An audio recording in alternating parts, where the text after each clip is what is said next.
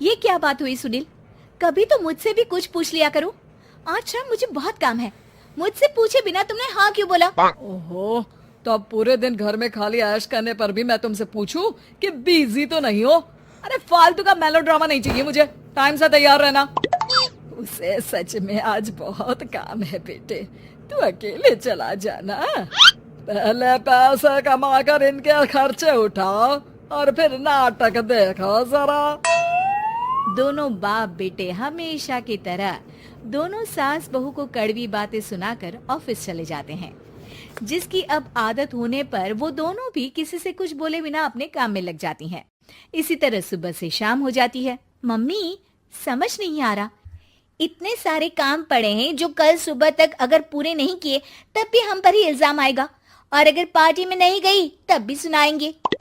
अरे इन कहो की तो आदत हो गई है बेफिजुल काय काय करने की। तू तैयार हो जा, काम मैं संभाल लूंगी। अब नेहा सुनील के घर वापस आने से पहले ही तैयार हो जाती है, जिस पर वो सुनील के आते ही पार्टी के लिए चले जाते हैं। वहां पहुंचकर हमेशा की तरह सुनील अपने दोस्तों में बिजी हो जाता है और नेहा एक कोने में खड़ी रहती है।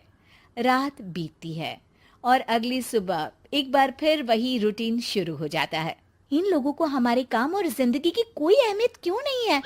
इन्हें कब समझ में आएगा कि घर में रहने वाली औरतें सिर्फ आराम नहीं करती। बेटा मेरी तो उम्र बीत गई यही सोचते हुए, पर आज तक ना वो बदले और ना जवाब मिला। लेकिन माँ, समय हमेशा एक जैसा नहीं रह सकता, इन्हें बदलना होगा।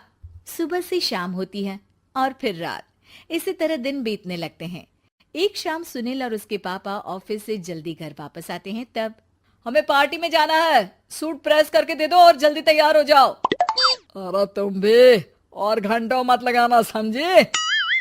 इसके आगे नेहा या सास को बोलने का कोई भी मौका ना देते हुए दोनों वहां से चले जाते हैं। कुछ देर बाद चारों पार्टी में पहुंच जाते हैं। यहाँ सब समझदार और पढ़े लिखे लोग हैं, कोई बेवकूफी करके मेरी नाक मत कटवाना। और तुम तो खासकर अपनी जुबान काबू में रखना, बहुत चलने लगी आजकल।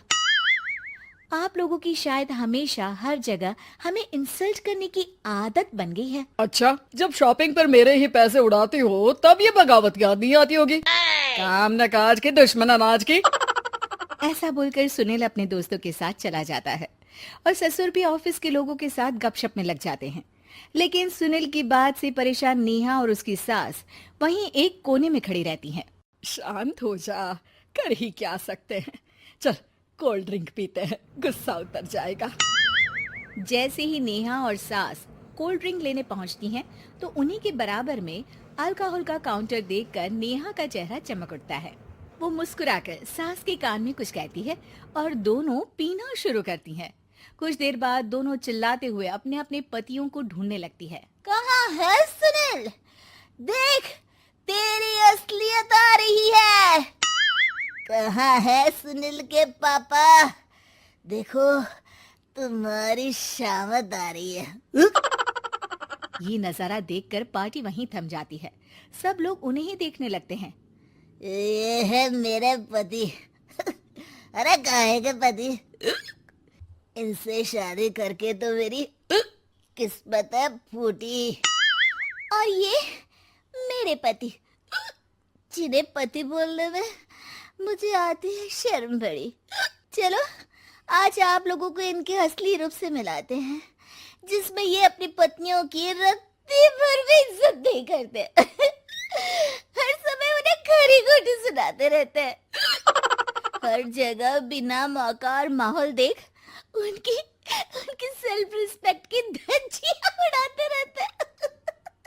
क्या बोलते हो कि घर में रहकर हम करते ही क्या है?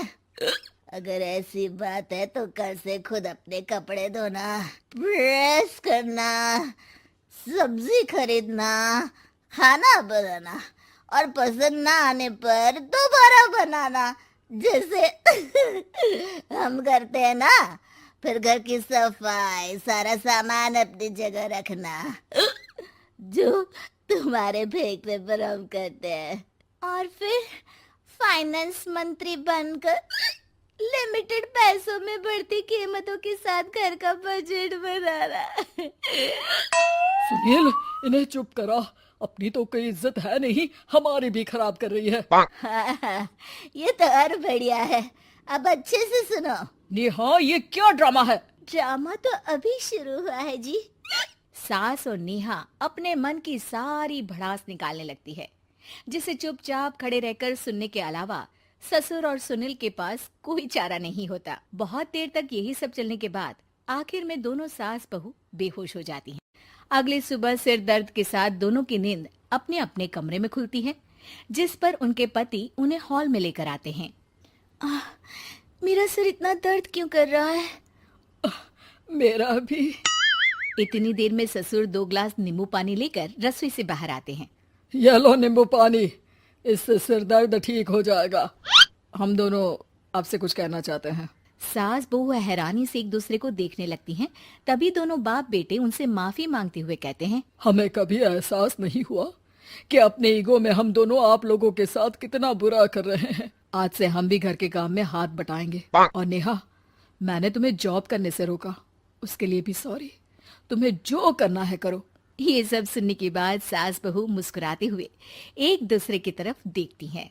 अल्कोहल वाले काउंटर पर बैठकर कोल्ड ड्रिंक पीकर थोड़ा ड्रामा करते हुए आज इन्हें सबक सिखा ही देते हैं।